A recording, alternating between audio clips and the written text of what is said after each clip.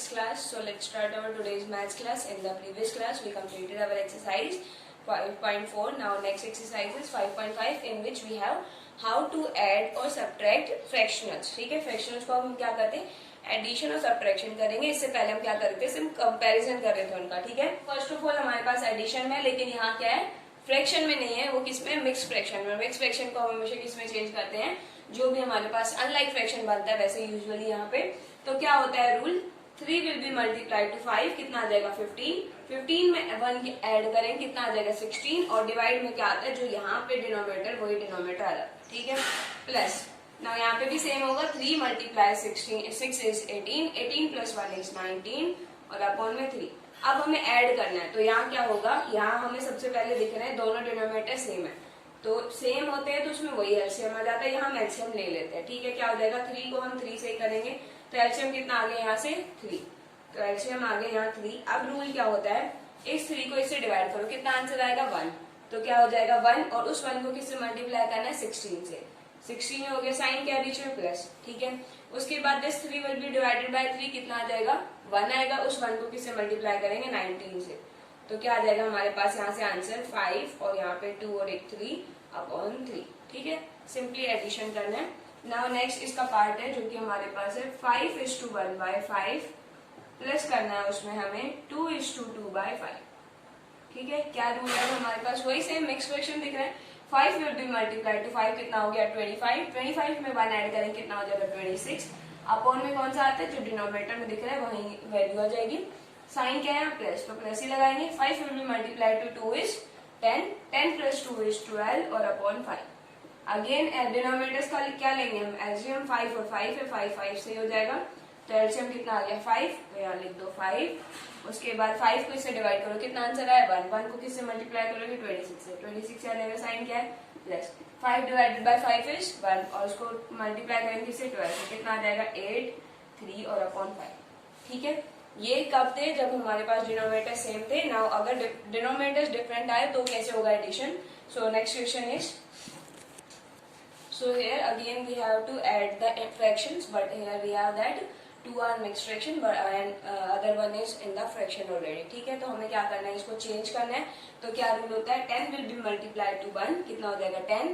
10 में क्या करेंगे ऐड 3, तो कितना हो जाएगा 13 और अपॉन में डिनोमिनेटर कितना यहाँ पे 10, तो वही रहेगा. ठीक है, साइन क्या है बीच में प्लस, प्लस ही लगाएंगे. 2 will be multiplied to 6 multiplied to 2 is 12, 12 plus 1 is 13 और अपॉन में क्या आ जाएगा 6. उसके बाद आगे ये वैल्यू हमारे पास ऑलरेडी इसी में. अब क्या रूल होता है, हम इन तीनों डिनोमिनेटर्स का क्या लेंगे, एलसीएम लेंगे. यहाँ लिखेंगे तो तीनों को 10, 6 और 15. क्या रूल होता है, एक नंबर लेते हैं, सबसे पहले 2 से स्टार्ट करते हैं, अगर वो इनमें से किसी 2 को डिवाइड कर देगा तो हम उसको लिखेंगे, अदरवाइज हम आगे मूव करेंगे. फर्स्ट देखो यहाँ 2 की टेबल में 10 भी आता है, 6 भी आता है, लेकिन 15 नहीं आता है. 2 नंबर तो आ रहे हैं, एटलीस्ट 2 आ रहे हैं, तो क्या हो जाएगा 2 से डिवाइड करेंगे. 2 5 जा पे जाएगा, 2 3 जा और 15 डिवाइड नहीं होगा तो एज इट इज लिख देंगे. ठीक है, नाउ नेक्स्ट पे देखो, अब नेक्स्ट में 2 से तो कोई डिविजिबल नहीं, 3 के लिए देखते हैं. 3 से यहाँ पे ये तो डिवाइड नहीं होगा, 3 से डिवाइड हो जाएगा और ये भी, तो 2 नंबर मिल गए तो हम 3 से डिवाइड कर देते. 5 नहीं होगा तो 5 को एज इट इज लिख देंगे. 3 1 जा और 3 5 जा. अब 5 से देखो, 5 से 2 नंबर मिल रहे हैं तो हम डिवाइड कर देंगे 1 और 1. ठीक है, क्या एलसीएम आ गया अब हमारे पास 2 into 3 into 5, क्या हो जाएगा 2 into 3 6, 6 into 5 is 30. मतलब एलसीएम क्या आ गया यहाँ पे 30. एक लाइन ड्रॉ करो, उसके नीचे लिख दो 30. ठीक है, अब क्या करते हैं, 10 को इससे डिवाइड करो, कितना आंसर आएगा 3. डिवाइड कर ऐसे करते हैं ना, डिवाइड बाय 10, तो कितना आ जाएगा 3. ठीक है, 10 को डिवाइड करेंगे 3 आ जाएगा. 3 को किससे मल्टीप्लाई करेंगे, इससे जो ऊपर उसकी वैल्यू होती है. 13 को 3 से मल्टीप्लाई करेंगे, कितना आएगा 39, साइन क्या बीच में प्लस. नाउ 6 को डिवाइड करेंगे, कितना आएगा 6 5 का कितना होता है 35 आ गया हमारे पास. 5 को किससे मल्टीप्लाई करेंगे 13 से, कितना आंसर आ जाएगा 65. नाउ साइन क्या है प्लस. नाउ 15 को डिवाइड करो, कितना आंसर आएगा 2. 2 को किससे मल्टीप्लाई करेंगे 4 से, कितना आंसर आएगा 8. नाउ सिंपली ऐड कर दो, 39 हो गया हमारे पास, उसमें 65 ऐड करना है और उसमें 8 करना है, कितना हो जाएगा 14, 14 प्लस 8 इज 22. यहाँ 2 हो गया, 2 5 और 11, तो 112 अपॉन 30. अब अगर आपको दिखे कि ये आगे डिवाइजेबल है किसी नंबर से तो डिवाइड करके लिख देना. अगर यही इसी शॉर्ट फॉर्म इसी में बना के आना तो आप ये कर सकते हो. ठीक है, अब मुझे दिख रहा है कि दोनों 2 से डिविजिबल है, तो मैंने यहाँ लिख दिया 5 और 6 और अपॉन में 15. ठीक है, उसके बाद ही किसी से डिवाइड नहीं हो रहे तो हमने एज इट इज यहाँ पे लिख दिया, यहाँ पे भी छोड़ सकते थे, ठीक है। Now next question is, next part is, now इसी का ही नेक्स्ट पार्ट है हमारे पास। तो यहाँ पे भी दो मिक्स फ्रैक्शंस में, तो उसको खोलना है पहले। तो क्या होता है rule, 3 will be multiplied to 2, कितना आ जाएगा 6, 6 में 1 ऐड करेंगे कितना हो जाएगा 7, और 7 अपॉन में डिनोमिनेटर कितना है यहाँ पे 3, वही हो जाएगा, यहाँ क्या साइन है plus. Now 6 will be multiplied to 2, कितना हो गया 12, 12 प्लस 5 इज 17, 17 अपॉन 6 हो जाएगा, और यहाँ पे ये एज इट इज है। अब क्या होता है, डिनोमिनेटर्स का क्या लेंगे हम, एलसीएम। डिनोमिनेटर कौन सी होती है, हॉरिजॉन्टल लाइन के नीचे वाली, 3, 6 और 9। सबसे पहले 2 से देखेंगे, 2 से यहाँ पे दो नंबर डिविजिबल नहीं है, तो नेक्स्ट पे मूव करते 3 से तीनों डिविजिबल है, तो 3 लिखेंगे, 3 1 जा 3, 3 2 जा एंड 3 3 जा। नाउ 2 और 3 किसी कॉमन नंबर के उसमें नहीं आएंगे, तो सिंपली एलसीएम क्या हो गया यहाँ से, 3 मल्टीप्लाई 2 मल्टीप्लाई 3, 3 2 जा 6, 6 मल्टीप्लाई 3 इज 18। तो मतलब एलसीएम क्या आ गया यहाँ से हमारे पास 18, हमने लिख दिया यहाँ पे हॉरिजॉन्टल लाइन के नीचे 18, ठीक है। अब क्या रूल होता है, 3 को डिवाइड करो 18 से, कितना आएगा 6, 6 को इससे मल्टीप्लाई करेंगे 7 से, कितना आ जाएगा 42, प्लस 6 को डिवाइड करो किससे 18 से, मतलब 18 को डिवाइड करो सॉरी 6 से, कितना आंसर आएगा 3 को किससे मल्टीप्लाई करेंगे 17 से, कितना आ जाएगा 51, साइन क्या है प्लस। नाउ 9 को करेंगे डिवाइड, तो कितना आंसर आएगा 2 को किससे मल्टीप्लाई करेंगे 2 से, कितना आ जाएगा 4, सिंपली ऐड करना है अब हमें, कितना हो जाएगा 2 + 1 3, 3 + 4 इज 7, 4 + 9 और अपॉन में 18, ठीक है। डिविजिबल होता है अगर आगे डिविजिबल कर देंगे, अदरवाइज एज इट इज लिख के आ जाएंगे मिक्स फ्रैक्शन, ठीक है। Now next is, so in the next one we have subtraction. Subtraction में भी सेम रूल होता है, पहले तो हम उसको क्या करेंगे मिक्स फ्रैक्शन से चेंज करेंगे। क्या होता है रूल, 4 × 3 इज 12, 12 + 3 इज 15 अपॉन 4, ठीक है। साइन क्या है यहाँ पे माइनस, तो माइनस लगा देंगे। उसके बाद 4 × 2 इज 8, 8 में 1 ऐड करेंगे कितना होगा 9 और अपॉन में 4। अब सेम वही रूल होगा, क्या होता है हमारे पास एलसीएम लेंगे, एलसीएम किसका, डिनोमिनेटर्स का। 4 4 का क्या हो जाएगा 2 से डिविजिबल है, देन अगेन 2 से डिविजिबल है, कितना आ गया एलसीएम कितना आ गया 2 × 2 that will be equals to 4। क्या होता है हॉरिजॉन्टल लाइन के नीचे यहाँ 4 लिखेंगे, 4 को इससे डिवाइड करो कितना आंसर है 1, 1 को मल्टीप्लाई करेंगे 15 से, साइन क्या बीच में माइनस, माइनस ही लगाएंगे। 4 को करेंगे कितना हो जाएगा 1, और इसमें 9 से मल्टीप्लाई तो कितना हो जाएगा ये, और माइनस करेंगे कितना हो जाएगा 6 अपॉन 4, ठीक है। अब हमें दिख रहा है दोनों के दोनों 2 से डिविजिबल है, तो हम लिख देते हैं। अगर नहीं करना है तो आपको यहीं तक छोड़ भी सकते हो, 3/2 आंसर आ गया इसका, ठीक है। Now next one is, so now fifth one is, यहाँ पे भी सब्ट्रैक्शन करना है, लेकिन क्या है 10 को मल्टीप्लाई करो 1 से, कितना आएगा 10, 10 + 3 इज 13, और अपॉन में क्या है 10, माइनस का साइन है माइनस लगाएंगे, 10 × 1 इज 10, 10 में 3 ऐड करेंगे कितना होगा 13 अपॉन 10। क्या दिख रही है, दोनों वैल्यू सेम दिख रही है, क्या आ गया 0, अदरवाइज एलसीएम ले लो 10, 13 - 13 हो जाएगा, क्या आ जाएगा 0 अपॉन 10, जो कि 0 के ही इक्वल होता है, क्योंकि 0 के नीचे कुछ भी टर्म हो वो 0 ही बन जाती है, ठीक है। फोर्थ में हमारे पास है सब्ट्रैक्शन करना है, लेकिन वहाँ डिनोमिनेटर्स क्या है अब डिफरेंट है। यहाँ पे क्वेश्चन है 2:3/10 - 2/15, क्या हो जाएगा, first of all mix fraction से चेंज करें, क्या हो जाएगा 10 × 2 इज 20, 20 में 3 ऐड करेंगे कितना होगा 23 अपॉन 10, माइनस का 2 अपॉन 15। अब क्या है यहाँ पे डिफरेंट है, तो क्या हो जाएगा 10 और 15 का एलसीएम लेते हैं। फर्स्ट ऑफ ऑल दोनों नंबर 2 से डिविजिबल नहीं है, तो 3 पे जाते हैं, 3 से सिर्फ एक ही है, तो किस पे जाएंगे 5 पे, 5 से दोनों डिविजिबल है, तो 2 और 3, कितना आ गया एलसीएम 5 × 2 × 3, 5 को मल्टीप्लाई करेंगे 2 से 10, 10 × 3 इज 30, क्या आंसर आ गया 30। क्या होता है रूल, अब 10 को इससे डिवाइड करेंगे कितना आंसर आएगा 3, 3 को किससे मल्टीप्लाई करेंगे 23 से, कितना आंसर आ जाएगा 69, साइन क्या बीच में माइनस, माइनस ही लगाएंगे। 15 को डिवाइड करो कितना आंसर आया 2, 2 को किससे मल्टीप्लाई करेंगे 2 से, तो कितना आ गया 4, कितना आ जाएगा हमारे पास आंसर सिंपली 65/30, दोनों के दोनों 5 से डिविजिबल है, ठीक है। तो क्या आ जाएगा हमारे पास यहाँ पे 1 और 3, और यहाँ पे हो जाएगा 5 को डिवाइड करेंगे 6, 13/6 आंसर आ जाएगा इसका, ठीक है। तो next part is, now the next one is again mix fraction है, चेंज करेंगे। 8 को मल्टीप्लाई करो 23 से, 23 को मल्टीप्लाई करेंगे 8 से, कितना आंसर आएगा 8 3 जा 24, 8 2 जा 16 और 18, 184, और उसमें क्या ऐड करेंगे 5, तो कितना आंसर आ जाएगा 189, और उसके अपॉन में क्या होता है डिनोमिनेटर क्या है यहाँ पे 8 ही रहेगा, ठीक है। साइन क्या बीच में minus. Now 6 multiply two 16 is 96 में 5 ऐड करेंगे कितना आ जाएगा 1, और यहाँ पे 0, मतलब 1/6। अब क्या करते हैं, डिनोमिनेटर्स का एलसीएम क्या है, 8 और 6 दोनों नंबर 2 से डिविजिबल है, तो 2 4 जा 2 3 जा। नाउ ये दोनों नंबर किसी एक कॉमन नंबर से डिविजिबल नहीं है, तो सिंपली एलसीएम क्या आ गया हमारे पास, 2 इंटू 4 इंटू 3, 2 4 जा 8, 8 4 जा 24। ठीक है, तो एलसीएम क्या आ गया हमारे पास 24। लिख दो यहाँ हॉरिजॉन्टल लाइन के नीचे 24। नाउ 8 को डिवाइड करेंगे, कितना आंसर आ जाएगा 3। 3 को किससे मल्टीप्लाई करेंगे, 189 से। यहाँ कर दो मल्टीप्लाई, 7 2 8 3 8 जा 24 और 2 6 2 3 1 जा 5 67 आंसर आ गया। साइन क्या आ गया, माइनस, तो माइनस ही लगाएंगे। नाउ 6 को डिवाइड करो, इससे कितना आंसर आया 4। 4 को किससे मल्टीप्लाई करोगे, 101 से, कितना आ जाएगा 404। अब सिंपली क्या करना है, आपको सब्ट्रैक्ट करना है, 5 माइनस 404, क्या आंसर आ जाएगा, माइनस करना है 6 और 1, तो 163 और अपॉन में क्या आ जाएगा 24। डिवाइड हो तो ठीक है, अदरवाइज अदर टीज छोड़ देना। ठीक है, so students that is all for today. Rest of the question we try in the next class. Thank you, have a nice day. Students, I Neetu Yadav welcome all students in our YouTube channel of online classes. So students, in today's video we start our revision session of long answer type question of chapter number 15 for class 6. So students, as you know, in our previous video we revision short answer type question exercise of this chapter. So in long answer type question we study different question and also see their answer. So students, let's start our today's video.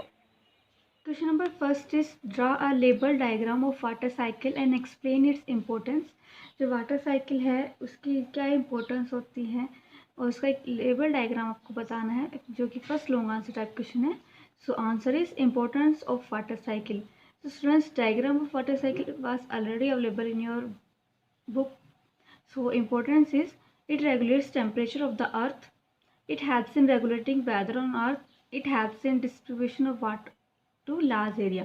अब पहले में क्या कह रहा है, जो अर्थ में temperature होता है उसको मेंटेन करने में जो वाटर साइकिल है वो हेल्प करती है. जैसे कि आपको पता है जो सीज़न होते हैं आपके कहाँ पे ज़्यादा गर्मी ज़्यादा सर्दी, तो ये टेम्परेचर उसको रेगुलेट करता है अर्थ पे. आल्सो ये हेल्प करता है रेगुलेटिंग वेदर ऑन अर्थ. जो वेदर मौसम है उसको भी मेंटेन करने में हमारा अर्थ हेल्प करता है. जैसे अगर ज़्यादा बारिश होती है, ज़्यादा बारिश होने के बाद भी क्या आपका विंटर सीजन आता है, ठीक है, ज़्यादा गर्मी होती है, ज़्यादा गर्मी होने के बाद बारिश आता है, मौसम थोड़ा सा कूल हो जाए, तो ऐसे मौसम को रेगुलेट करती है. Also third point, it helps in distribution of water on to large area. जो लार्ज एरिया मतलब अब बारिश होती है, बारिश के होने के कारण एक साथ काफ़ी लंबे एरिया में पानी का डिस्ट्रीब्यूशन, पानी है पहुँच जाता है, पानी का डिस्ट्रीब्यूशन होता है. तो ये कुछ इंपॉर्टेंस है जो वाटर साइकिल के. डायग्राम आपको बुक में इजीली अवेलेबल हो जाएगा, वहाँ से सीन कर सकते हैं. Question number second, students list some ways in which water can be conserve. कुछ ऐसे तरीके बताना है जिससे हम वाटर को कंजर्व कर सकते हैं. ठीक है, मतलब वाटर कंजर्वेशन के कुछ तरीके बताने हैं. So answer is some ways to conserve water are. Water को कंजर्व करने के कुछ तरीके हैं जिनमें से कुछ मैंने यहाँ लिस्ट आउट किए हुए हैं. First is adopt water harvesting method. Water harvesting method मतलब हम फील्ड में अपने खेतों में कैसे पानी देते हैं, उस वाटर हार्वेस्टिंग मेथड को अडोप्ट करना है. मतलब ऐसे तरीके इससे हर जगह पानी पहुँच जाए और पानी का वेस्टेज भी ना हो. ठीक है, next is repair all leaking taps. जितने भी लीकिंग टैप्स है उसको ठीक करना. देखिए वाटर हार्वेस्टिंग का मतलब क्या है, जो एक ऐसा तरीका अपना है जिससे पानी की वेस्टेज ना हो और आप पानी का इस्तेमाल भी कर लें. और आपके घर में, ऑफिस में, बिल्डिंग्स में जितने भी लीकिंग टैप्स है उनको जल्दी से जल्दी ठीक कराएं, क्योंकि लीकिंग टैप से काफ़ी सारा पानी वेस्ट होता है. Next is collect rain water and use is. जो बारिश का पानी है उसे इकट्ठा करेंगे और फिर उसका इस्तेमाल करेंगे. ठीक है, क्या होगा, collect rain water and use it. Next है use a bucket instead of shower for bath. जब आप नहाने जा रहे हो तो बकेट का इस्तेमाल करें, ना कि शावर का, फव्वारे का. शावर में ज़्यादा पानी वेस्टेज होता है, इसलिए आप बकेट का इस्तेमाल करेंगे तो ईजी रहेगा और आप वाटर को कंजर्व भी कर सकते हैं. Next is close tap when you are brushing your teeth. जब आप अपने टीथ को ब्रश कर रहे हो तो उस टाइम क्या कर दीजिए, टैप को बंद कर दे. ठीक है, ज़्यादा पानी वेस्ट ना होगा इससे. Next is build dams to conserve water. Dams को बनाए ताकि आप वाटर को कंजर्व कर सके. Question number third is write down the effect of flood and drought. जो बाढ़ और सूखापन है उसके इफेक्ट के प्रभाव को आपको बताना है. ठीक है, सो इफेक्ट ऑफ फ्लड, बाढ़ के क्या इफेक्ट होते हैं. So it cause heavy loss to life and property. जो लाइफ एंड प्रॉपर्टी मतलब लिविंग ऑर्गेनिज्म के लिए जो बिल्डिंग्स है, होम्स है, उसको काफ़ी सारा नुकसान पहुंचता है बाढ़ की वजह से। हैवी फ्लूड को सोइल इरोजन, ज़्यादा बाढ़ की वजह से क्या होता है, सोइल इरोजन होता है। सोइल इरोजन का क्या मतलब है, जो आपकी मिट्टी है वो कटने लग जाती है, ठीक है। Next is also flood makes land barren infertile. जो फ्लूड बाढ़ की वजह से जो ज़मीन होती है वो क्या है, बैरन, बांझ बन जाती है। इनफर्टाइल, इस इनफर्टाइल का मतलब उसमें कोई भी प्लांट दोबारा से ग्रो नहीं हो पाते हैं, ठीक है। जितने भी न्यूट्रिशन मिलने से वो पानी के साथ बह जाते हैं, मिट्टी के साथ बह जाते हैं, तो जिसकी वजह से जो लैंड है वो बांझ लैंड है जो बैरन हो जाती है, सॉरी, लैंड बैरन और इनफर्टाइल मतलब उस लैंड पे कोई भी प्लांट ग्रो नहीं हो पाता दोबारा से। Next is effect of draught. Draught के क्या प्रभाव है, ठीक है। मतलब ये तो आपने बाढ़ की देखा। अब सूखापन, ड्रोट मतलब सूखापन, सूखेपन की वजह से क्या क्या इम्पैक्ट होता है लिविंग बींग्स पे, ठीक है। कोज एक नो क्रॉप्स और फूड वूमेंस, जो ड्रोट की वजह, सूखेपन की वजह से इंसानों को कोई भी फसल या खाना नहीं मिल पाता है, ठीक है। अगर जो सूखापन होगा मतलब कोई पानी नहीं होगा तो आपको पता है क्रॉप्स के लिए, प्लांट्स के लिए ग्रो होने के लिए वाटर की भी रिक्वायरमेंट होती है। तो जब सूखापन है, कोई पानी नहीं है, तो क्या होगा, कोई भी फसल नहीं उगेगी। Next, drought brings wide economic crisis in region. कोई भी किसी भी रीजन में जो ड्रोट है, इकोनॉमिक क्राइसिस का मतलब है कि मतलब आप फूड है, क्रॉप को आप एक्सपोर्ट इंपोर्ट करते हैं दूसरी स्टेट में भी, तो जब कोई भी ड्रोट, सूखेपन की वजह से इकोनॉमिक क्राइसिस आ जाएगी। मतलब पैसे जैसे इम्पोर्ट एक्सपोर्ट करते हो, आपका इकोनॉमिक बढ़ती है, पैसे की जो इंक्रीजमेंट है वो होती है गवर्नमेंट के लिए। लेकिन जब आपकी फूड क्रॉप नहीं होगी तो उनको काफ़ी लॉस होता है। Also plants die due to lack of water. पानी की कमी की वजह से काफ़ी सारे प्लांट्स मरने भी लग जाते हैं। एनिमल्स भी हैं कुछ जो उनकी डेथ हो जाती है पानी की कमी की वजह से। Question number 4 is explain rain water harvesting, how can it help us to conserve water. Rain water harvesting को एक्सप्लेन करना है और आपको बताना है कि हम पानी को कंजर्व कैसे कर सकते हैं। So answer is the process of collecting and storing rain water and roof or a surface catchment is called rain water harvesting. अब क्या कह रहा है, द प्रोसेस ऑफ, आप पानी को कैसे कलेक्ट और फिर स्टोर कर, जमा करके रख रहे हैं, इकट्ठा कर रहे हैं, फिर उसको जमा करके रख रहे हैं। मतलब किसको, रेन वाटर, बारिश के पानी को किससे, छत से या फिर किसी सरफेस कैचमेंट से। मतलब आपने कोई भी चीज़ बड़े स्केल पे ना, स्केल या फिर कैसी भी चीज़ रखी हुई है ताकि जब बारिश आए तो उसमें उसका पानी इकट्ठा हो सके। आप अपने घर की छतों पे ऐसा कर सकते हैं या फिर सरफेस कैचमेंट को, कोई भी सरफेस कैचमेंट का मतलब है किसी भी सरफेस, स्मूथ सरफेस पर किसी चीज़ को रख दीजिए जिसमें बारिश का पानी इकट्ठा हो सके। इस प्रोसेस को हम क्या कहते हैं, रेन वाटर हार्वेस्टिंग। मतलब बारिश के पानी को हम इकट्ठा कर रहे हैं वह किसी भी मेथड से, उस प्रोसेस को हम क्या कह रहे हैं, रेन वाटर हार्वेस्टिंग कहते हैं। Some common techniques of rain water harvesting which haves to conserve water. आप क्या करो, कुछ टेक्निक इस्तेमाल करते हैं पीपल ताकि वो इजीली रेन वाटर, जो बारिश के पानी है उसको कलेक्ट कर सके, ठीक है। वो टेक्निक कौन कौन सी, यहाँ पे 2 टेक्निक मैं बता रही हूँ, roof top rain water harvesting and open drain tank water harvesting. Roof top rain water harvesting या फिर जो ओपन ड्रेन या टैंक वाटर हार्वेस्टिंग, ये 2 टेक्निक है जो ईजिली आप कर सकते हैं रेन वाटर हार्वेस्टिंग के लिए, और मेनली पीपल इन दोनों को अपनाते हैं ताकि बारिश का पानी कलेक्ट कर सके, ठीक है। Question number 5 students, explain how water changes its states from one form to the other. आप क्या कह रहे हैं, जो वाटर की स्टेट होती है वो एक फॉर्म से दूसरे फॉर्म में इजीली कैसे चेंज हो जाती है। आपको पता है स्टेट, वाटर की 3 स्टेट होती है, सॉलिड, लिक्विड एंड गैस। ये कैसे आपस में इंटरचेंज हो सकती है, आपको ये एक्सप्लेन करना है इस क्वेश्चन में। सो answer is all states of water can B interchange by the changing temperature like. अब क्या कह रहे हैं, जितने भी स्टेट होती है वाटर की वो आपस में बदल सकती है। कैसे, बाकी जब हम टेम्परेचर चेंज करेंगे उस चीज़ का तो उसकी स्टेट्स भी चेंज हो जाती है। तो यहाँ पे इनसे हमें ये पता चला कि टेम्परेचर काफ़ी इम्पोर्टेंट रोल प्ले कर रहा है स्टेट ऑफ वाटर की चेंजेस में। So first is ice on heating converts in water called melting. Ice, जब बर्फ़ को हम हीट गर्म करते हैं तो किस में कन्वर्ट हो जाता है, वाटर में। इस प्रोसेस को हम क्या कहते हैं, मेल्टिंग। तो स्टूडेंट्स आपको पता है आइस है वो किस फॉर्म में होती है, मतलब आइस सॉलिड फॉर्म होती है, सॉलिड स्टेट होती है, और वाटर क्या, लिक्विड स्टेट। तो इससे हम ये बोल सकते हैं solid state convert into liquid state by heating या melting. Next is water on heating converts into water vapours called evaporation. अब जब आगे बाद में वाटर को और ज़्यादा गर्म करा जाएगा तो वो किस में कन्वर्ट होगा, वाटर वेपर्स में। इस प्रोसेस को हम क्या कह रहे हैं, एवापोरेशन बोल रहे हैं। तो इससे हमें क्या पता चला, जो वाटर लिक्विड फॉर्म है वो कौन सी फॉर्म में कन्वर्ट हुआ है, गैसियस फॉर्म में। ठीक है, अब देखिए सॉलिड से लिक्विड, फिर लिक्विड से गैसियस फॉर्म में। नेक्स्ट है water vapour on cooling converts back into water called condensation. अब वही जो वाटर वेपर्स को हम जब ठंडा करेंगे तो वो वापस से पानी में कन्वर्ट हो जाएगा। इस प्रोसेस को हम क्या कह रहे हैं, कंडेंसेशन।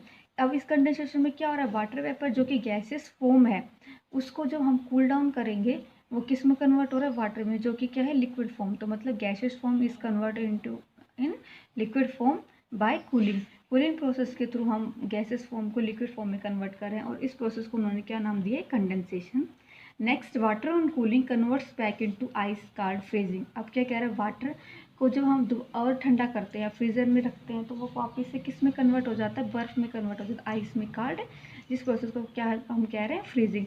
तो इससे ये पता चल रहा है वाटर जो कि लिक्विड फॉर्म है उसको हम अगेन कूल करते हैं तो वो किस में कन्वर्ट हो रहा है, आइस में, सॉलिड में। मतलब वाटर क्या है, सॉरी आपका लिक्विड किस फॉर्म में कन्वर्ट हो रहा है, सॉलिड में, किसके थ्रू, फ्रीजिंग के थ्रू। अब आपको पता चला आपका जो सॉलिड फॉर्म है, सॉलिड है वो लिक्विड में कन्वर्ट हो रहा है और फिर लिक्विड और गैस में कन्वर्ट, गैस फिर वापस से लिक्विड में कन्वर्ट हो रहा है और फिर लिक्विड क्या है, वापस से सॉलिड में कन्वर्ट हो रहा है। तो ये क्या है, इंटरचेंज है, किसकी वजह से, टेम्परेचर की वजह से। ठीक है students, that's it for today students, thank you for listening. Hello student, today's session I Priyanka ma'am teach you subject GK. Here class is 6th and chapter is 17. So let's start chapter number 17. Student, chapter number 17 is transport in India. Here transport about India, have some information is given. You have to learn that for your exam. Our first one is, which was the first airline set up in India? Bharat में सबसे पहले जो airline है वो कब setup हुई थी, sorry कौन सी हुई थी, तो answer is Tata airlines. Next one is, which is the busiest airport in India? सबसे बिजी मीन्स सबसे ज्यादा बिजी रहने वाला एयरपोर्ट कौन सा है, सहारा इंटरनेशनल, और ये कहाँ पे है, बॉम्बे में। You know very well, Bombay is a Bollywood and Hollywood industrial area, so that is, जो एयरपोर्ट है वो बहुत ही बिजी रहते हैं, वहाँ पे बहुत ज़्यादा बिजनेस भी है और बॉलीवुड हॉलीवुड जो ये इंडस्ट्रीज एरिया है ये भी है और आईटी सेक्टर भी है, तो इस वजह से ये बहुत ही बिजी एयरपोर्ट है। Next one is, which is the longest train in India? सबसे लंबी ट्रेन कौन सी है इंडिया में, हिमसागर एक्सप्रेस। ठीक है, हिमसागर एक्सप्रेस है। Who became the first woman in India to pilot a commercial flight? First women कौन थी जो पायलट बनी थी कॉमर्शियल फ्लाइट की, तो आंसर इज प्रेम माथुर। इस औरत का क्या नाम था, Prem Mathur. Next one is, which is the oldest passenger ship in India? सबसे पुराना जो ओल्डेस्ट पैसेंजर शिप कौन सा है इंडिया में, MV Safina. Next one is, name the two cities between which the first train in India run. तो जो दो सिटी कौन से हैं जिनमें सबसे पहले ट्रेन चलाई गई थी, मुंबई एंड थानेसर। तो स्टूडेंट, सबसे पहली जो ट्रेन है वो मुंबई और थानेसर के बीच में चलाई गई थी। Next one is, in which city is the railway station Victoria terminus now is called Chhatrapati Shivaji terminus located? जो विक्टोरिया टर्मिनस है वो कहाँ पे लोकेटेड है, बॉम्बे में, मुंबई में। Next one is, which is the world largest eco-friendly CNG passenger bus service under a single management? तो इसमें क्या आएगा, CNG passenger bus service Delhi transport है, उन्होंने DTC जो है उन्होंने इसको सबसे पहले स्टार्ट किया था, सबसे बड़ा भी है वे। Next one is, which is the longest human powered boat in India rowed by more than 100 people? तो ये क्या है, लॉन्गेस्ट ह्यूमन पावर्ड बोट, तो answer is snake boat of Kerala. ये स्नेक बोट रेस होती हैं जिसमें 100 के अराउंड जो बोट्स है वो एक साथ दौड़ती हैं मीन्स उसमें चलाते हैं लोग उसको और उनकी रेस कराती है, स्पेशल किसी फेस्टिवल पे होती है, ओणम वगैरह पे। Next one is what type of public transport can be seen only Kolkata. ऐसा कौन सा ट्रांसपोर्ट है जो सिर्फ कोलकाता में ही देखने को मिलता है? Answer is tram. ये बस ट्रेन की तरह बसेज होती हैं जो लो फ्लोर होती हैं और ये कोलकाता में ही चलती है सिर्फ। Next one is which city in India has largest number of vehicle. सबसे ज्यादा व्हीकल कौन सी सिटी में है? दिल्ली में। Next one is what is the use of means of transport to cross hills और going a place on hill top. तो इसमें क्या आएगा? Cable cars. जो केबल कार्स हैं वो चलती है। केबल्स कार स्टूडेंट एक जो भारी सी वायर होती है उसके ऊपर व्हीकल को लटका दिया जाता है और फिर एक हिल से दूसरी हिल के टॉप तक प्लेस टू प्लेस गोइंग किया जाता है। ठीक है, तो स्टूडेंट इस तरह ये आपको सारे ट्रांसपोर्ट के बारे में जो भी क्वेश्चंस हैं, इंफॉर्मेशन गिवन है, आपको इसे भी लर्न करने हैं। ये वन वर्ड आंसर में आपसे क्वेश्चन पेपर में आस्क किए जा सकते हैं। Okay, thank you, have a nice day. Morning students, welcome to our YouTube classes. This is for class 6. In previous class we read our 7th chapter of history, new ideas and new religions. In this chapter we read about Mahavira and Jainism, and we start reading about Gautam Buddha and Buddhism. We continue our today's class with the teaching of Buddhism. So let we continue our class. The new religion thus emerged came to be known as Buddhism, and the people who followed its teaching are called Buddhist. कि जो नया धर्म आया उसको क्या कहते हैं? Buddhism कहते हैं, बौद्ध धर्म कहते हैं, और इसको जो अपनाने वाले लोग थे उनको बुद्धिस्ट कहते हैं। The following four noble truth are the main teaching of Buddhism. कि 4 जो ट्रुथ थे जो इस बुद्धिज़्म टीचिंग के मेन थे, उनको वे कौन से हैं? पहला है life is full of sufferings, कि जीवन बहुत सारे दुखों से भरा हुआ है। Second, suffering is a result of one's desire and the quest for power. जो ये दुख है, जो ये लोग सफ़र कर रहे हैं, वो किसका कारण है? वो इच्छाओं के कारण है और जो पावर पाना चाहते हैं उसके कारण है। Suffering can be ended by overcoming desires. और जो ये सफरिंग कर रहे हैं लोग, इसको किस प्रकार ख़त्म किया जा सकता है? इसको ख़त्म करने के लिए हमें अपनी इच्छाओं को ख़त्म करना होगा। The way to end suffering and desire is to follow the 8-fold पथ। और इस सफरिंग को ख़त्म करने के लिए, अपनी इच्छाओं को ख़त्म करने के लिए हमें 8 पथ को फॉलो करना पड़ेगा। He also believed in the middle path and rejected both extreme luxury and extreme asceticism. कि वो बिलीव करते थे मिडिल पथ में और रिजेक्ट करते थे both extreme luxury and extreme asceticism. कि जो लग्जरी होती है, जो सुख होता है, जो चरम मतलब कि बहुत सारा सुख जो उनको मिलता है, एक्सट्रीम बहुत ही ज़्यादा मात्रा में सुख मिलता है और बहुत ही ज़्यादा मात्रा में जो एसेटिज्म मिलता है। Right observation, right determination, right speech, right action, right livelihood, right money, right meditation, these were the 8-fold through which one can attain enlightenment and suffering. कि राइट ऑब्जर्वेशन, राइट डिटर्मिनेशन, अच्छे तरीके से निरीक्षण करना, अच्छे तरीके से परीक्षण करना, अच्छा बोलना, अच्छे कर्म करना, अच्छी तरीक़े से जीविका अर्जन करना, अच्छी मेमोरी रखना, याददाश्त रखना, अच्छा मेडिटेशन करना, ये 8 पथ हैं जो किसी व्यक्ति को सुख में पहुंचा सकते हैं या जो ये संसार का जितना भी दुख है उस सफरिंग को ख़त्म कर सकते हैं। One can also achieve nirvana by following these path. और कोई व्यक्ति निर्वाणा को भी अचीव कर सकता है इन पथ पे चल के। According to Buddha a person destiny is determined by his action. कि बुद्धा के अकॉर्डिंग एक व्यक्ति का भाग्य, डेस्टिनी के मतलब भाग्य, उसके कर्मों से निर्धारित होता है। He also ask his followers to abstain from non-violence and give up the practice of animal sacrifice। कि वो अपने भक्तों से ये कहते थे कि जो नॉन वायलेंस है, मतलब नॉन वायलेंस का मतलब होता है अशांति, और जो एनिमल सेक्रीफाइस है उसको हमें नहीं करना चाहिए, ठीक है। As he truly believe that everyone was equal, he was against the caste system, और वो बिलीव करते थे कि सभी लोग एक समान हैं, और वो कास्ट सिस्टम के अगेंस्ट थे। Moral values like honesty, kindness, respect for elders etcetera were emphasised upon, और वो मोरल वैल्यूज़ जैसे कि ईमानदारी है, दयालुता है, अपने से बड़ों का आदर करना है, वो इन जो मोरल वैल्यूज़ हैं उनको सपोर्ट करते थे। अब है Buddhist literature. Tripitakas refers to the 3 books in which the teaching of the Buddha had been compiled into, कि त्रिपिटका ये 3 बुकों का एक संग्रह है जिसके अंदर बुद्ध के बारे में लिखा हुआ है।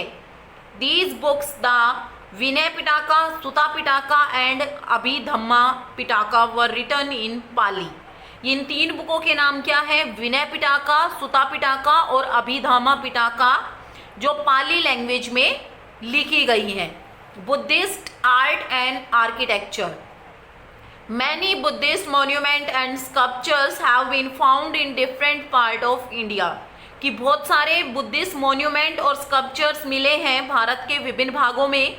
स्तूपा एट सांची, अमरावती की जो स्तूप है सांची में, अमरावती में, Bhorat and Bodh Gaya are important example of Buddhism architecture, की जो स्तूप है सांची का, अमरावती, बारूत में, बोध गया में, ये एग्जाम्पल हैं बुद्धिस्ट आर्किटेक्चर के।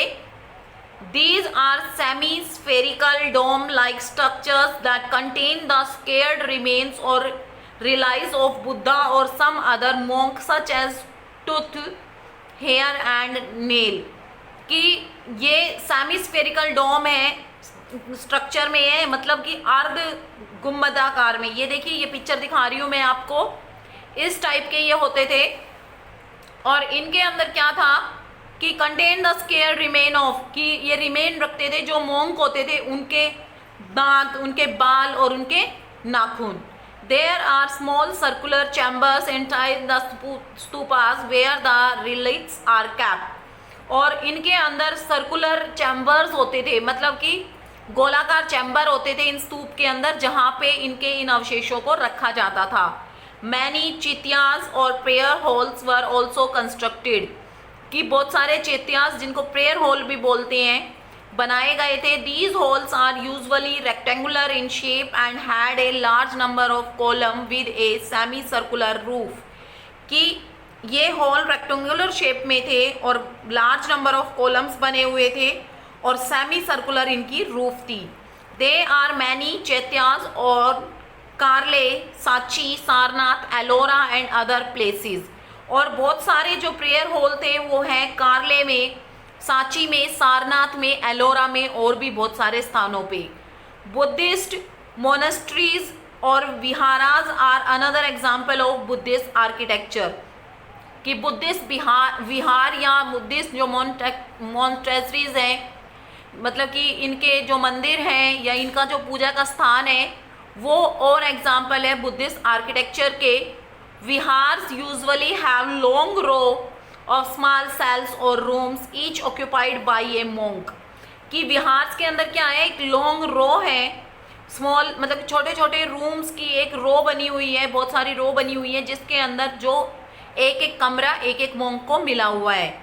The Buddhist monk live in the viharas, और जो बुद्धिस्ट मोंक है वो कहाँ रहते हैं, विहार में रहते हैं। These were also important centre of education and learning, और ये इम्पोर्टेंट सेंटर हैं एजुकेशन के और लर्निंग के। Our next topic is spread of Buddhism. From India, Buddhism has spread to China, Japan, Myanmar, Sri Lanka, Thailand and Indonesia. कि भारत से Buddhism कहाँ कहाँ फैले, China, Japan, Myanmar, Sri Lanka, Thailand और इंडोनेशिया में। This was made possible because of the efforts of the Buddhist monks who spread these teaching of different places. और ये किसके कारण पॉसिबल हो पाया, कि जो बुद्धिस्ट मोंक थे उन्होंने इसको डिफरेंट प्लेसेस में टीचिंग के द्वारा फैलाया। Buddha passed away at Kushinagar in 487 BC, और जो बुद्धा थे, गौतम बुद्धा, वो गुजर गए थे कुशीनगर में 487 BCE में। By this time he was already 80 years old, और इस टाइम में वो 80 साल के थे। After his death, because of certain differences that arose among his followers, the faith broke into two divisions, the Hinayana and the Mahayana Buddhism.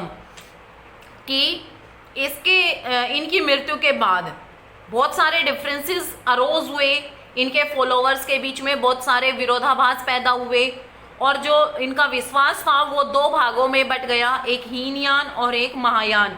जैसे जो जैन धर्म था वो दिगंबर और श्वेतांबर में डिवाइड हुआ था, ये हीनयान और महायान में हुए थे।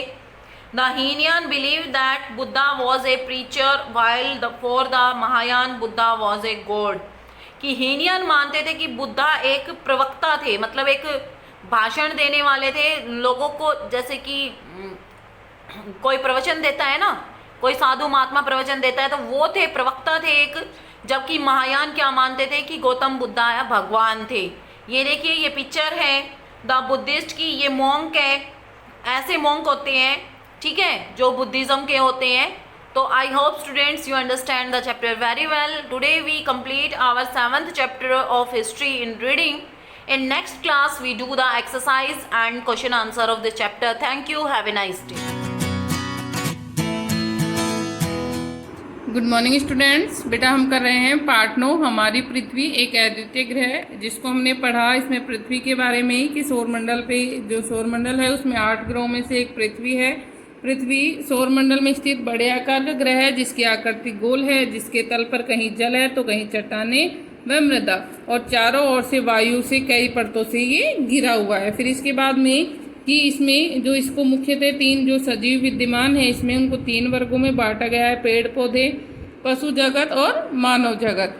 फिर है कि पृथ्वी जो गतिमान है किस प्रकार से, कि 3 प्रकार से गति करती है, उसके बारे में पढ़ा हमने कि एक दैनिक गति, वार्षिक गति, और एक अपने आकाश गंगा में जो घूम रही है वो। फिर हमने पढ़ा दिन रात तथा ऋतुएं की, पृथ्वी की जो दिन रात है वो किस प्रकार से होती हैं, तथा जो ऋतुएं हैं वो किस प्रकार से आती हैं। अब आगे हमारा पृथ्वी की दैनिक गति का प्रभाव। पृथ्वी है उसकी दैनिक गति का क्या प्रभाव है। पृथ्वी की दैनिक गति का प्रभाव होता है कि इसकी गोल आकृति के कारण अस्तित्व में आए दिन रात चक्रीय रूप में घटित होते हैं। कि पृथ्वी की दैनिक गति है उसका प्रभाव क्या है, कि इसकी गोल आकृति के कारण, कि पृथ्वी जो गोल आकृति है इसके कारण जो दिन और रात हैं वो चक्रीय रूप से घटित होते हैं। चक्रीय रूप से मतलब है कि एक के बाद, यानी दिन के बाद रात, रात के बाद दिन, इस तरह से। अर्थात पृथ्वी के प्रत्येक स्थान पर दिन के पश्चात रात आती है और रात के पश्चात पुनः दिन आता है। तो चक्रीय जो दैनिक गति है उसका प्रभाव होता है कि दिन और रात होते हैं, और पृथ्वी की गोल आकृति है, इसी के कारण ये दिन और रात है वो चक्रीय रूप से घटित होते रहते हैं, यानी दिन के बाद में रात और रात के बाद में दिन आता है। जब कोई स्थान सूर्य प्रकाश के प्रवेश करने लगता है, कि जब कोई स्थान सूर्य प्रकाश में प्रवेश करने लगता है तो वहाँ सूर्योदय होता है। कि जब कोई स्थान है वो सूर्य के प्रकाश में प्रवेश करता है तो यानी वहाँ पर सूर्योदय होता है, और लगभग 6 घंटे बाद वह स्थान सूर्य के निकटतम होता है तो वहाँ दोपहर हो जाती है। और सूर्योदय होने के 6 घंटे के बाद में वह स्थान है वो सूर्य के निकटतम होता है, यानी बहुत पास होता है, तो वहाँ पर दोपहर हो जाती है। और उसके आगे दोपहर के 6 घंटे के बाद में वह स्थान सूर्य प्रकाश से बाहर जाने लगता है तो वहाँ सूर्यास्त हो जाता है। तो सूर्योदय कब होगा, कि जब कोई स्थान है जो सूर्य के प्रकाश में प्रवेश करता है तो सूर्योदय हो जाता है। फिर उसके 6 घंटे के बाद में वो सूर्य के बिल्कुल निकट होता है, इसलिए वहाँ दोपहर हो जाती है। और उसके अगले 6 घंटे है वो सूर्य के जो प्रकाश है उससे बाहर निकलने जाने लगता है, इसलिए वहाँ पर सूर्यास्त हो जाता है। फिर आगे है पृथ्वी की वार्षिक गति का प्रभाव। पृथ्वी की वार्षिक गति का प्रभाव यह है कि सूर्य के इर्द गिर्द यात्रा करते हुए पृथ्वी के उत्तरी तथा दक्षिणी भागों में ऋतुएं बदलती रहती हैं। कि ये तो था जो दैनिक प्रभाव था, उसके कारण तो क्या हो रहा था, आपका दिन और रात हो रहे थे। अब जो वार्षिक गति है उसका क्या प्रभाव है, तो वार्षिक गति का प्रभाव है कि सूर्य के इर्द गिर्द यात्रा करते हुए पृथ्वी के उत्तरी और दक्षिणी भागों में ऋतुएं बदलती हैं। तो सूर्य के वार्षिक गति के कारण ऋतुएं बदलती हैं। इस गति के कारण सूर्य के निकट वाला ग्रीष्म ऋतु से युक्त भाग धीरे धीरे सूर्य से दूर होता जाता है। कि इस गति के कारण क्या होता है कि सूर्य के निकट वाला ग्रीष्म ऋतु से युक्त भाग, जो जहाँ पर ग्रीष्म ऋतु हो रही है, जहाँ गर्मी की ऋतु है, यानी वहाँ पर क्या है, सूर्य निकट है, तो वह भाग है जब धीरे धीरे सूर्य से दूर होता जाता है, तथा शीत ऋतु वाला दूरस्थ भाग धीरे धीरे सूर्य के निकट आने लगता है। और क्या होता है कि जो सर्दी वाला, जो शीत ऋतु वाला था, कि जहाँ जो उससे दूर था सूर्य से, वो भाग वो अब धीरे धीरे पृथ्वी के पास आने लगता है। फलतः ग्रीष्म ऋतु वाले भाग में गर्मी कम हो जाती है और वहाँ एक ऐसी न अधिक ठंडी न अधिक गर्म ऋतु आ जाती है। तो अब क्या होता है कि जो ग्रीष्म ऋतु वाला भाग था, अब क्या हुआ, वहाँ पे ज़्यादा गर्मी हो रही थी, लेकिन धीरे धीरे जब सूर्य वहाँ से दूर होने लगता है, शीत ऋतु में जाने लगता है, तो वहाँ क्या हो जाता है कि ना तो अधिक गर्मी होती है और ना ही अधिक ठंड होती है। तो ऐसी ऋतु आ जाती है, इसे हम कहते हैं पतझड़ ऋतु। शीत ऋतु वाले भाग में ठंड कम हो जाती है और जहाँ पर शीत ऋतु थी वहाँ पर सूर्य का प्रकाश धीरे धीरे बढ़ता है, तो वहाँ पर शीत ऋतु कम होने लग जाती है। तो वहाँ पर भी क्या होता है, एक ऐसी ऋतु आ जाती है जहाँ पर ठंड कम और ना अधिक ठंड ना अधिक गर्मी, वहाँ होती है वसंत ऋतु। यानी जो गर्मी की ऋतु है उसके बाद में तो आती है पतझड़ की ऋतु, और जो ठंड की सर्दी की ऋतु है उसके बाद में क्या आ जाती है, आपकी वसंत ऋतु आ जाती है। वसंत ऋतु आती है तो यहाँ पर आपको ये चक्र बता रखा है कि पृथ्वी बता रखी, देखो ग्रीष्म ऋतु, फिर शरद ऋतु आती है, फिर शीत ऋतु और फिर वसंत ऋतु आती है। तो जो पतझड़ की ऋतु शरद ऋतु है, इसके अंदर क्या होती है, ना अधिक गर्मी ना अधिक ठंड होती है। फिर शीत ऋतु आ जाती है, फिर आ जाती है वसंत ऋतु। वसंत में भी ना सर्दी अधिक ना गर्मी अधिक। तो ऊपर दिए गए चित्र में वर्ष भर में आने वाले 4 ऋतुओं का क्रम स्पष्ट है, अतः क्रम निरंतर चलता रहता है। और यही क्रम क्या है, हमेशा चलता रहता है कि ग्रीष्म के बाद शरद, शरद के बाद में शीत ऋतु और शीत ऋतु के बाद में वसंत ऋतु। अब है आपके शब्दार्थ, पर्याप्त, काफी, जानकारी, ज्ञान, नाविक, जलयान चालक, असीमित, सीमा रहित, समन्वय, तालमेल, परत, तह, विद्यमान, उपस्थित, सहनीय, सहन करने योग्य, अस्तित्व, होना, सूर्योदय, सूर्य का चढ़ना, सूर्यास्त, सूर्य का छिपना, निरंतर, लगातार। अब है आपके प्रश्न उत्तर। तो पहला प्रश्न है, निम्नलिखित प्रश्नों के उत्तर दीजिए। पृथ्वी सौर मंडल के कितने ग्रहों में से एक है? तो पृथ्वी सौर मंडल के कितने ग्रहों में से एक है? 8। तो पृथ्वी सौर मंडल के 8 ग्रहों में से एक है। पृथ्वी द्वारा सूर्य के चारों तरफ चक्कर लगाने की क्रिया को क्या कहा जाता है? कि इसमें पूरा पृथ्वी द्वारा सूर्य के चारों, तो सूर्य के चारों ओर चक्कर लगाने वाली क्या होती है? वार्षिक गति, जिसमें वो सूर्य के चारों ओर चक्कर लगाती है, वार्षिक गति, तथा इसको क्या कहते हैं? परिभ्रमण गति, परिभ्रमण कहते हैं। तीसरा है, पृथ्वी की दैनिक गति तथा उसकी गोलाकृति का क्या प्रभाव होता है? कि जो पृथ्वी की दैनिक गति है उसका और उसकी गोलाकृति का क्या प्रभाव होता है? तो पृथ्वी की दैनिक गति तथा उसकी गोल आकृति के कारण रात दिन चक्रीय रूप से घटित होते हैं। चक्रीय रूप से यानी चक्रीय, रात के बाद दिन, दिन के बाद रात, तो इस तरह से। आगे है सही विकल्प, पृथ्वी की दैनिक गति होती है, किसकी तरह होती है? पृथ्वी की दैनिक गति है जहाज की तरह, लट्टू की तरह या साइकिल की तरह। तो किसकी तरह होती है? लट्टू की तरह। अपनी वार्षिक गति में पृथ्वी यात्रा करती है किसके इर्द गिर्द? सूर्य के इर्द गिर्द। पृथ्वी की दैनिक गति का एक चक्कर पूरा होता है, पृथ्वी की दैनिक गति का चक्कर होता है 1 दिन में। पृथ्वी की वार्षिक गति का चक्कर पूरा होता है वर्ष भर में। आगे है आपका अति लघु उत्तरीय प्रश्न उत्तर। 8 ग्रहों में से कौन सा ग्रह अद्वितीय है? तो उत्तर आएगा पृथ्वी की। 8 ग्रहों में से पृथ्वी है वह अद्वितीय ग्रह। हमारी पृथ्वी कितने प्रकार से गति करती है? हमारी पृथ्वी है 3 प्रकार से गति करती है। एक कृषक के लिए पृथ्वी का अर्थ क्या होता है? मृदा। एक जलयान चालक के पृथ्वी का अर्थ है, एक जलयान चालक के लिए पृथ्वी का अर्थ है असीमित कुंड। आगे है लघुत्तरीय प्रश्न उत्तर में, पृथ्वी पर सजीवों के लिए कौन कौन सी 5 चीजें वर्तमान है? तो पृथ्वी पर सजीवों के लिए 5 चीजें हैं, भोजन, वायु, जल, आवास बनाने हेतु सामग्री और सहनीय तापमान। 5 चीजें क्या क्या हैं? भोजन, वायु, जल, आवास बनाने हेतु सामग्री और सहनीय तापमान। किसी स्थान पर सूर्योदय कब होता है? जब किसी स्थान पर सूर्योदय कब होता है? जब कोई स्थान सूर्य प्रकाश में प्रवेश करने लगता है तो वहाँ सूर्योदय होता है। किसी स्थान पर सूर्यास्त कब होता है? सूर्यास्त कब होता है? तो उत्तर आएगा आपका कि दोपहर के 6 घंटे बाद जब सूर्य प्रकाश से बाहर होने लगता है तो वह स्थान, वहाँ पर क्या होता है, सूर्यास्त होता है। किसी स्थान पर दोपहर कब होती है? दोपहर के सूर्योदय के लगभग 6 घंटे बाद जो स्थान सूर्य के निकटतम होता है वहाँ दोपहर होती है। कि सूर्योदय के 6 घंटे के बाद में जो स्थान सूर्य के निकटतम होता है तब वहाँ क्या होती है, दोपहर होती है। आपका तीसरा प्रश्न जो था कि सूर्यास्त कब होता है, तो दोपहर के 6 घंटे बाद वह स्थान जो सूर्य प्रकाश से बाहर जाने लगता है तो वहाँ पर क्या होता है, सूर्यास्त होता है। तो बाकी के जो प्रश्न उत्तर हैं वो हम कल करेंगे। Thank you. This is for class 6th. Students, as you all know, we are doing revision work of one by one chapters. Now we are doing adjectives. And previous video we discussed about the kinds of adjectives and define of adjectives. Now today I will tell you about the book exercise of adjectives. Now let's start with the book exercise.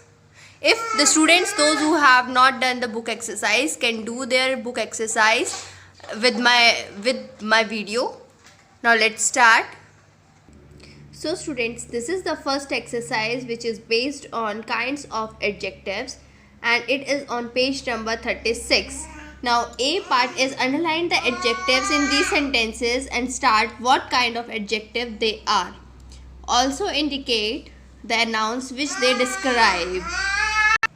First sentence is, in this sentence you have to underline adjective and tell what kind of adjective is this. Now first sentence is, she has written several short stories and articles for the magazine. Several is the adjective and this is the kind of number. Adjective is number. Second is, every girl in the class is talented. Every is the adjective and distributive is the kind of adjective. Third one is, the Russian language is not easy to learn. Russian is the language which is adjective.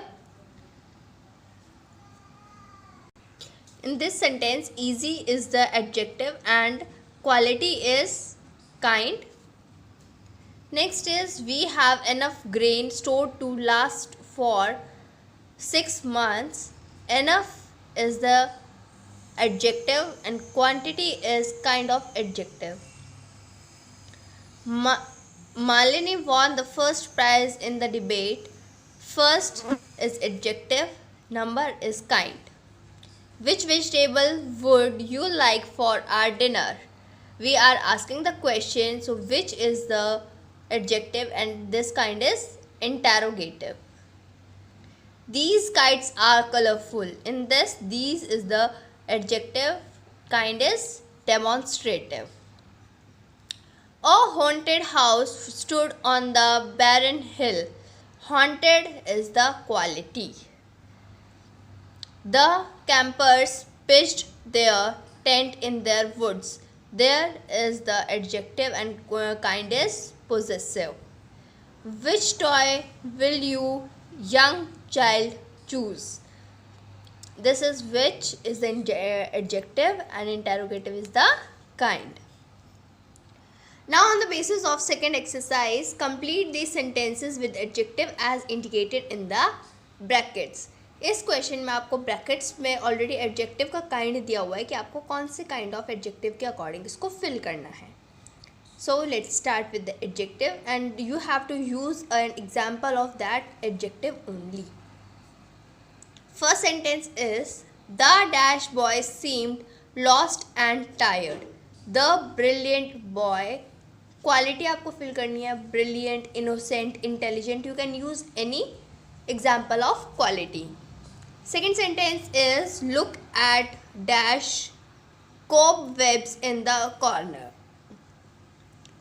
This is of demonstrative adjective. Demonstrative adjective में हम 4 words का use करते हैं. This is of plural, so we will use those. You can use here these also because we don't know about the far away things or nearby things. ये far away भी हो सकती हैं और nearby भी हो सकती हैं.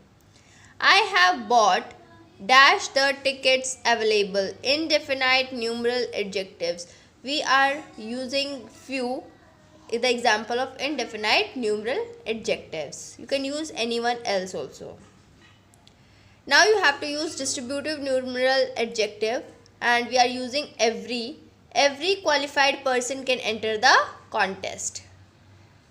The first prize goes to Mimi for her delicious and irresistible red berries garnished chocolate cake. This is the example of definite numeral numbers. First, you should give dash suggestions to your seniors. You need to fill possessive adjective, and we are using your. Now we are having some another points on the next page. Now let's start. Move to the next page, that is on 37 page number. Seventh one is we should be good citizen. We are using quality आपको यहाँ use करनी है. So we are using good. Which day did they arrive? We are using interrogative sentences. According to the sentences, I think which is correct, so we are using which. There are dash umbrellas in the trunk. Definite numeral numbers आपको fill करना था. I am using 6. You can use 1, 2, 3 any number. 10th, not dash milk is required to prepare this dish. आपको इसमें quantity use करनी है.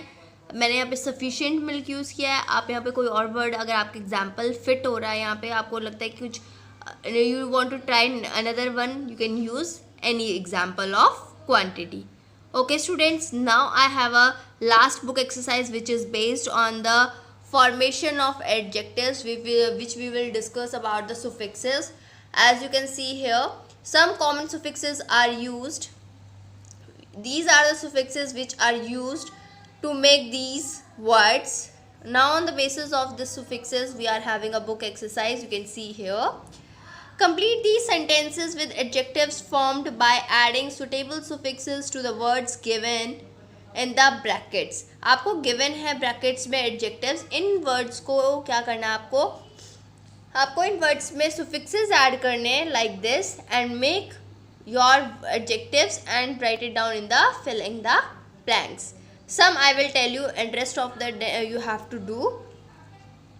First sentence is look at this dash painting of a young girl gathering little wild flowers from the dash woods. Delight, you can use delightful. You can see the example also. Delightful के साथ आपके full is used as a suffixes. You can see here in the example also we are using delightful. Gold के साथ en आपने see here. Golden is also is given in the example, so we are using golden. Anjali's forehead was warm to touch and she complained she felt favorable. Fever का आपने add किया suffixes, we will make it favorable. In Brazil we walked down historic. History का आपने क्या बना दिया historic. IC put करके इसमें historic lanes and danced to the rhythm का बन गया rhythmic beats of the samba drums. After winning the trophy, the victorious team enjoyed a parade. Mrinalini is an attractive person with a lovely smile. According to the words which is given in the bracket, we are using some suffixes and add in this and make adjectives. Writing a description easy is always an enjoyable experience for Latika. It was a beautiful evening with a somewhat sky reddish. I like frequenting this restaurant because the menu here has a fix of traditional favorites as well as more adventurous dishes. Okay students, we completed with the book exercise of adjectives. I hope you understand these adjectives, and if you don't know, if you did not done it, just do it in your fair notebook. This is your homework. Thank you everyone.